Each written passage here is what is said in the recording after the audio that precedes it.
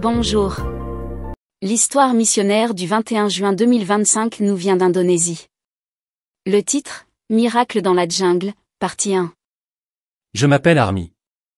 Je ne suis pas venu dans les montagnes de Papouasie, en Indonésie, pour soigner des blessures ou guérir des malades. Je ne suis pas médecin. Je ne connais même pas grand-chose à la médecine. Je suis venu pour enseigner aux enfants qui est Jésus, le grand médecin. Mais un jour, une petite fille de notre école missionnaire dans la jungle est venue me voir avec une histoire que je ne pouvais ignorer. Elle m'a parlé d'une mère dans son village qui ne pouvait plus marcher depuis 7 ans. Je l'ai écoutée attentivement m'expliquer comment cette femme était tombée d'un arbre et souffrait depuis lors. Quelque chose s'est éveillé dans mon cœur. Je ne pouvais l'ignorer. Un autre missionnaire et moi avons donc fait nos bagages et avons entrepris une randonnée de 8 heures dans les montagnes.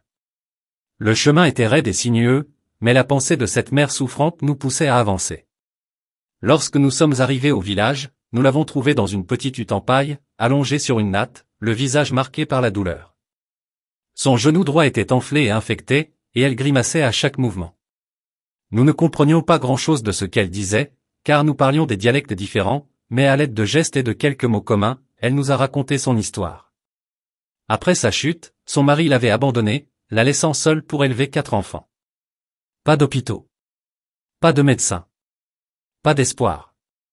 Elle m'a regardé avec des yeux pleins de désespoir et m'a dit ces mots que je n'oublierai jamais. Aidez-moi à remarcher. Je suis sorti avec mon ami et nous avons prié. Seigneur, ai-je murmuré, nous ne savons pas ce que nous faisons. Mais toi, tu le sais. Montre-nous comment aider cette femme. De retour dans la hutte, nous avons nettoyé délicatement sa blessure, mes mains tremblant tout le temps. J'avais peur que nous aggravions son état. Les voisins se sont rassemblés pour regarder, et je sentais leur regard posé sur nous. J'ai commencé à transpirer. Et s'ils attendaient un miracle de notre part?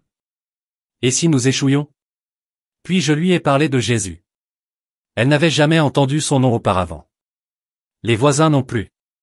Ils suivaient une forme locale de mysticisme. Mais elle m'a écouté pendant que je lui expliquais, en utilisant tous les gestes que je connaissais, que seul Jésus pouvait apporter la véritable guérison.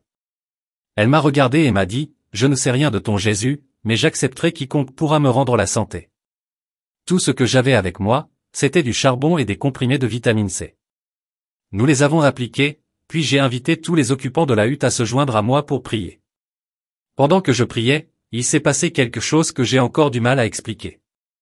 Quand j'ai ouvert les yeux, j'ai vu des larmes couler sur leurs joues. J'ai paniqué. Y avait-il un problème? Mais l'un des voisins a alors dit, c'était comme si quelqu'un interprétait votre prière à nos oreilles. Un autre a ajouté, nous pouvions sentir une présence nous entourer pendant que vous priez. Je me suis tourné vers la mère et je n'oublierai jamais son visage. Il avait complètement changé. La douleur était toujours là, certes, mais il y avait aussi autre chose, la paix. Son visage rayonnait d'une joie qui n'était pas là auparavant. Jésus l'avait touché, pas seulement son genou, mais aussi son cœur. Je lui ai promis de revenir la semaine suivante pour prendre de ses nouvelles. Alors que mon ami et moi redescendions la montagne, nous avons prié à nouveau. Comment pouvions-nous lui apporter l'aide dont elle avait besoin? Où pouvions-nous trouver des informations médicales ou même un réseau pour notre téléphone portable?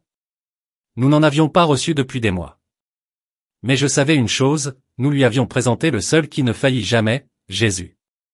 Et d'une manière ou d'une autre, dans cette petite hutte en herbe sur une montagne loin de tout, l'espoir était revenu.